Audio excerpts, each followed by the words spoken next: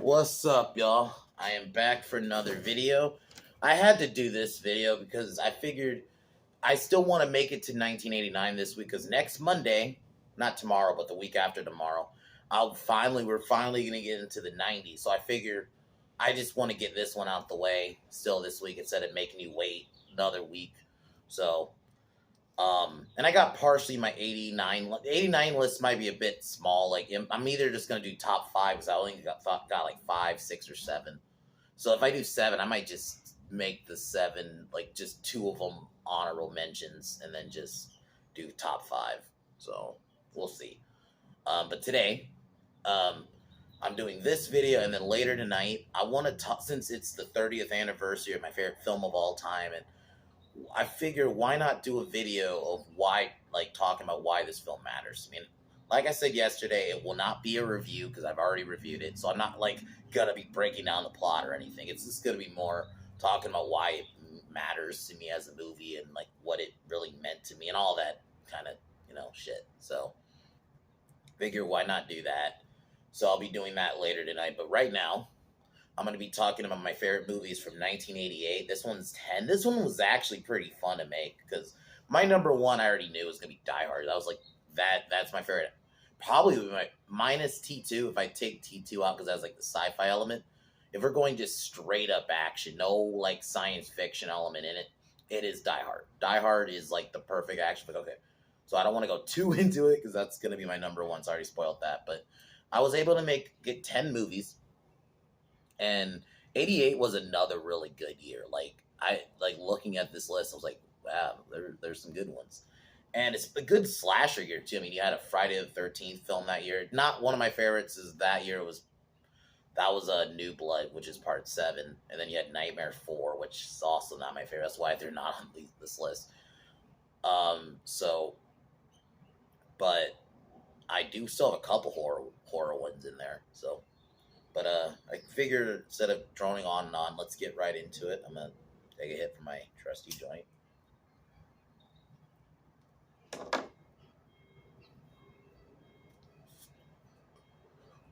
So my number 10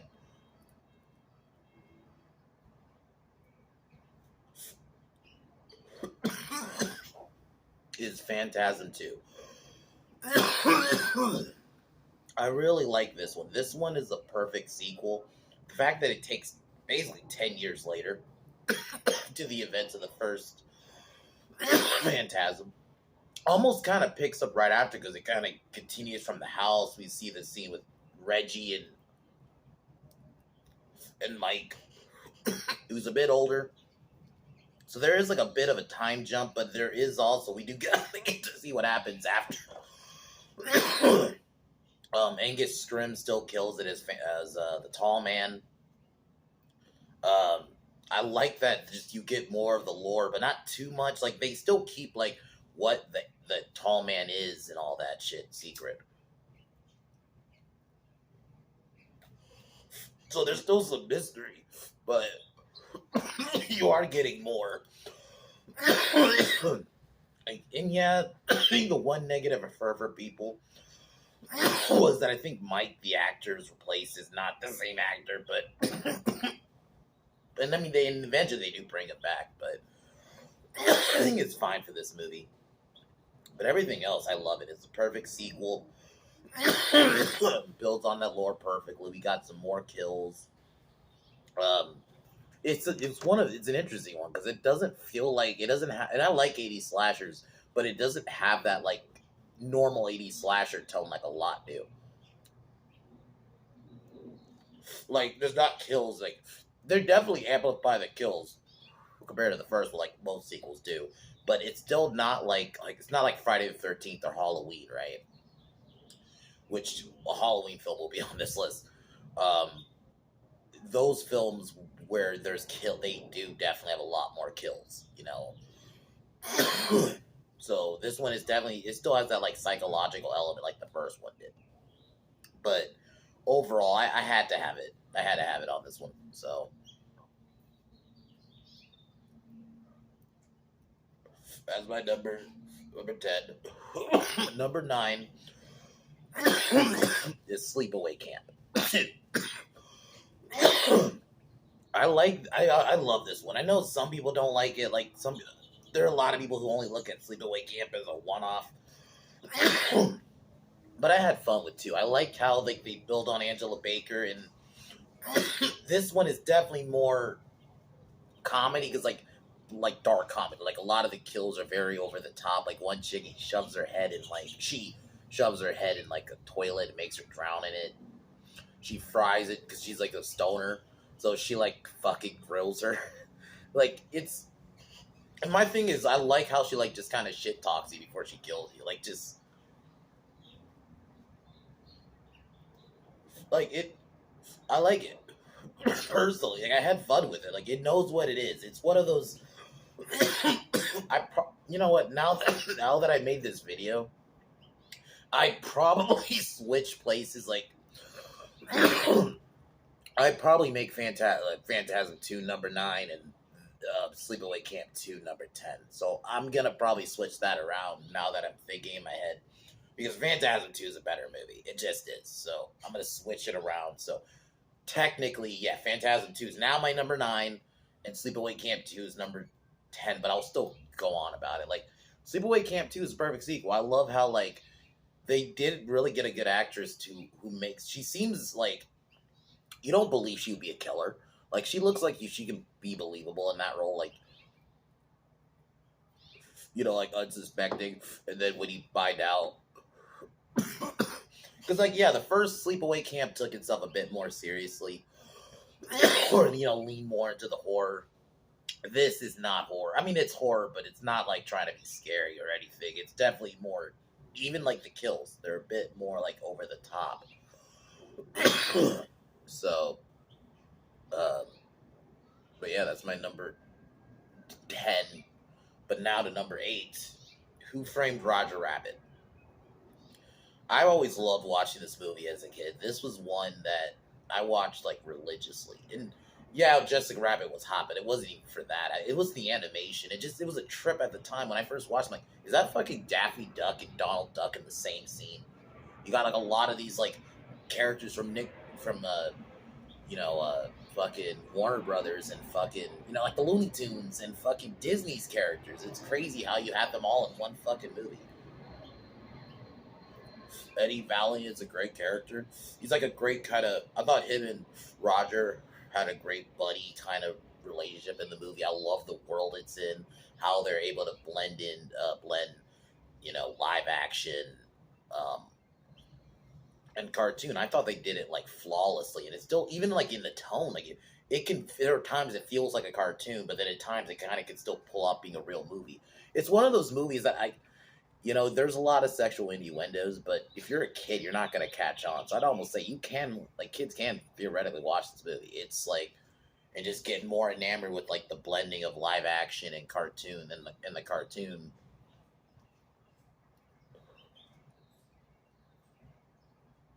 Like, blend that perfectly. Kids will probably just be more enamored with that and not really catch on. But like, yeah, Jessica Rabbit, is an icon. I mean, like just OG fucking crush, for most people. It's just a fun movie overall. I'm at some point gonna review it. I just love this movie. Just like even on a technological level, like I said, with the blending of the real world and cartoons, like how they were able to do that back in 1988. This wasn't like in the fucking like more recent movie. This was in '88, and they were still able to do that. Like the animation still looks good from like clips I've seen, like clips that are like 1080p, and they upscaled it. It still looks really good. So overall, I had to put this on the list too. So that's my number 7, 8. Number 7 now is Bloodsport, and I know this story is a lot of people have debunked the story, that Frank Dukes has said, but I still love this movie. I generally love this movie just because of the action, and it's John Claude's best movie. Bloodsport. I remember watching this one as a kid, just loving the fights and this. It was kind of like the OG Mortal Kombat minus like the blood and stuff. I mean, minus like the kills, but The fights were great in this like secret fight tournament, the Kumite. Just a great fight. It's a simple movie too. I think that's really what it is. Like a U.S. soldier, and he has to avoid some of his soldiers who are also like soldiers he knows participating in the tournament. Like it has a little story, but it really is just the fighting, and the fight scenes are great. The music's great. It's 80s as fuck. Um, Jean-Claude Van Damme at his best. I will. This is another one like probably when we get more into the. I mean, when we start getting into summer, I'm probably gonna do a lot of like action flicks and stuff. So I'm definitely gonna probably do this one for sure. So, but yeah, this was a great one. The music's great. The environment's great. The final fight is great, and it's an iconic film. So yeah. So that's my number 7. My number 6, They Live. I mean, one of John Carpenter's best, a movie about exposing like what's behind the scenes and who's controlling you. When you find out Earth is being controlled by these aliens and they're putting all this like subliminal messages and mind control, it's a fucking great one of exposing that. And back in 1988, like Carpenter is like one of those directors in general that I'd say almost everything he's directed is masterpiece. Like this is one of them. Fucking Roddy Piper. I mean, when you have Roddy Piper as your lead, and he fucking pulls it off. Like he doesn't just feel like the fact that he actually pulls off his character Nada and doesn't. Granted, you don't know a lot of about his character. It's like the man with no name trope, which that's fucking fine. I don't necessarily always need to know every fucking character's backstory. Like just have him be a badass, and that's what Roddy Piper was. He gets these glasses and he starts seeing what's going on. That scene when he finds them, and I mean the iconic bubblegum scene. I'm here to kick ass and chew bubblegum, and I'm all out of bubblegum. Like it's just fucking iconic. Like the fight with Keith David, who he was another great one. I loved him in this movie. And there's not a lot of side characters. It's necessarily kind of focused on mainly those two. Mainly at first Nada, and then when he brings him in. And yeah, it's just an all-around great 80s film. I love the score. John Carpenter always has a great score. And it's god fucking damn it. Sorry, guys.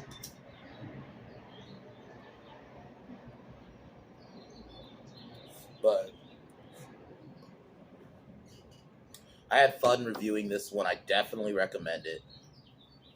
Especially if you just like movies like that, where someone sees what's going on. Gets broken from, like, in a way, yeah, it's kind of like the Matrix in a way, proto-Matrix.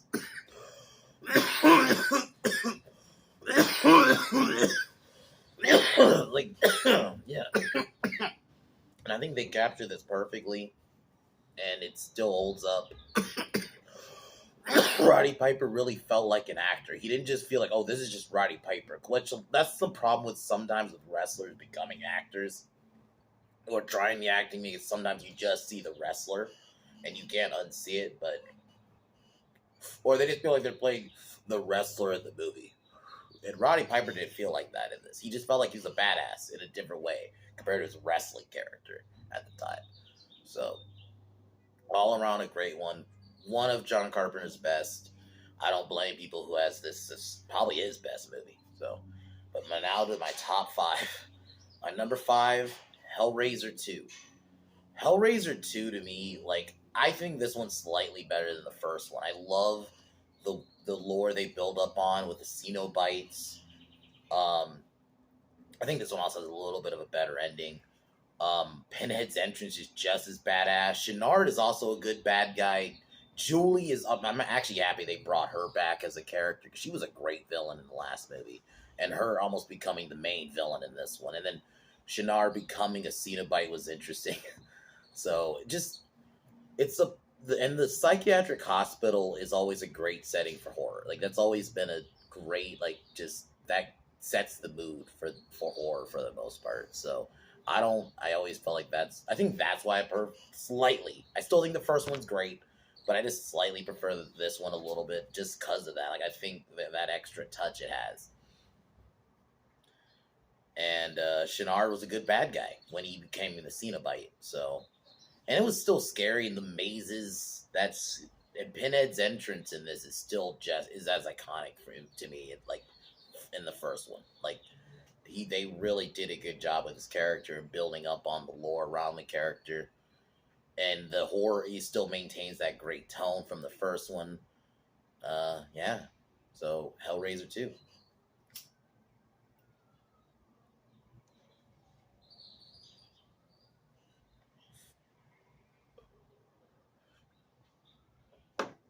Number 4. Um Fuck, I don't remember number 4. So I'm gonna skip that one and I'll probably just get back to you, or I'll just put it in the video. Sorry, it's bad etiquette. I'm just remembering my top 3 now. Top 3. My number 3 is Halloween 4. Halloween 4 to me is the perfect sequel. This was a perfect way to bring Michael back. It was a good continuation from the first one. I love, well, one thing I've always loved, especially getting more into the Halloween franchise, is how, like, it looks like autumn. Like, it literally looked like they filmed it at the perfect time. Like, it looks like it's Halloween there. Um, Bringing the characters like Jamie, who's a solid lead of, come off of without Laurie. Jamie Lee Curtis at the time didn't want to come back. So it was a perfect way to bring her back. I love the music in the movie. I mean, I know a lot of people don't like the mask. I don't love it either. Like, there are some scenes it looks terrible, but I still can love this movie. This movie, like, almost has that perfect tone. It's like a perfect, like, almost Halloween 3 to Halloween 2. If you take, the real Halloween 3 out of it. Rachel and Jamie's connection is great. Like, it feels like a little bit like, not as good, but up there a little bit with Newt and Ripley from Aliens. Like, it has that feel to it. And I love the ending. Michael is fucking smart. I love how he, like, just fucking basically just takes apart the town systematic. Takes the power out, takes the police out. Just all around, it's a solid entry to me. And then I always say, you can watch Halloween 1, 2, and 4, like, just back to back. And that could be your trilogy if you want to end it there, if you don't like 5. So Halloween 4, number 3. Number 2 is Child's Play. I mean, this was the movie that, in a way, kind of started it. I mean, Scream really is the one that made me want to expand and get into the others. But this one kind of did open the door a little bit because I remember watching Child's Play at 4th grade and just it fucked me up at the time. The first Child's Play was just simple. You get this opening, you see Charles Lee Ray getting chased by this cop.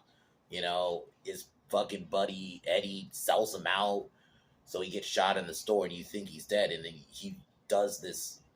He does the chant. You don't necessarily, if you've never seen the movie, you don't know what's fucking happening. You think, oh, he's just this crazy guy is saying some shit. Like, he's also crazy shit happened, but you fully don't know what happened. And this is where you meet Andy, young Alex Vincent. I thought he did a really good job in this movie. I don't know if he was like 6 or maybe 7, like around that age. Like, for a kid that age, I thought he pulled it off, personally. Like, you just see the good guy dolls. Then his mom gets him one. And then, we all know the story. The doll's actually Charles Lee Ray in disguise, and he wants to get it. I really like, too, that they don't necessarily show you him in doll form for the most, like, at least the beginning half. Like, when he's killing, it's first person. Like, you kind of see him move around. Or if you do, you see him, maybe his legs for, like, a second. And then, yeah, when he killed his friend Eddie, just, like, fucking blew up the house, and I think what makes it work is the whole unbelievable aspect to it for a kid. Like, this kid saying, this doll's talking to me and telling me all this shit. And he's saying, like, Chucky's the one who told me to do it. No kid, no adult's gonna believe that. So it's like, it's same with Nightmare on Elm Street. I think that's what makes those franchises work. As Michael and Jason at least are physical, they are there. And they have a height, so you see them, you'll know when they're there. Whereas, yeah, Chucky, this is a doll. You know, people aren't. There's not a living doll. What the fuck? Like that element really makes it work. So yeah, you just think fucking Charlie's crazy, and then what? That's when the mom knows, and that's when we actually see Chucky actually in action. And the animatronics for the time look really good for 1988. Um,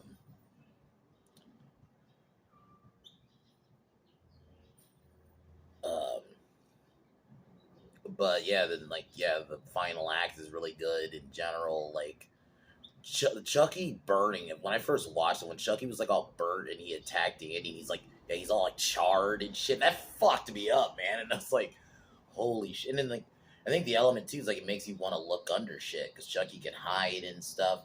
But yeah, it's such a good one. It's the one that really opened the door for horror when Scream Act fucking kicked it in, you know. But maybe look into other franchises. But Chucky was like that almost like prototype that got me at least somewhat like okay, horror.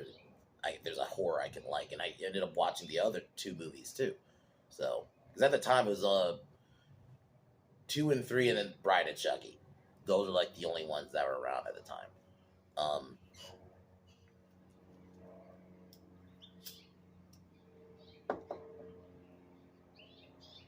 And my number one, like I spelled, Die Hard. I mean, this is the perfect action flick. This John McClane, fucking Hans Gruber is Hans Gruber is the perfect villain. Like he's like the perfect villain archetype for these type of movies. Alan Rickman really killed it, and so did fucking Bruce Willis. This was like his first really big role in a flick because I think he was in a TV show before he did this movie, and the fact that it was really at one location, largely at Nakatomi. I mean, in the beginning, yeah, there's the airport, and there are scenes like when they leave Nakatomi Plaza with other characters, but largely it's mainly in this building, and I really like that. And I like that it was different from the other ones because I love Schwarzenegger in some Stallone movies, but I mean Stallone I think does get beat up, but like a lot of times Arnold, he does get beat up a little bit, but he kind of goes through. Whereas you see John McClane, he fucking gets fucked up.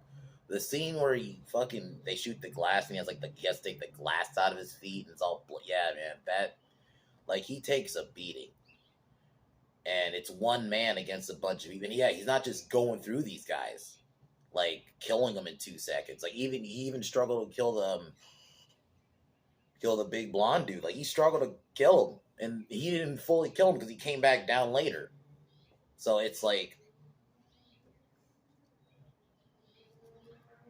and Powell's character is awesome. The cop, I love their buddy cop. They almost have like a little like he had one person on his side, and he was like one man against the world, and he just wanted to get back with his wife, you know, his estranged wife, and it was trying to rebuild that relationship. It's like a nice bunch of little stories within the movie, but the main plot is them in this hotel being taken over by turns out to be thieves. They make it seem like it's this terrorist attack, but it's actually because they wanted the money inside. Like I love that reveal. So Die Hard is like to me it's my favorite action film if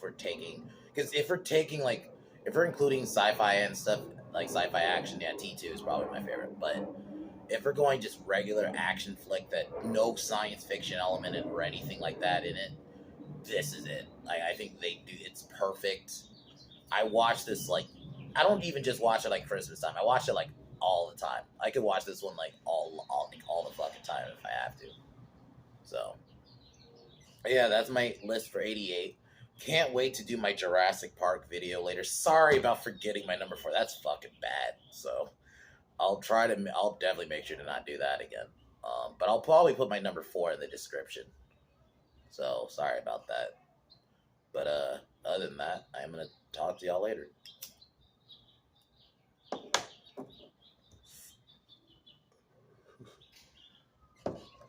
Peace.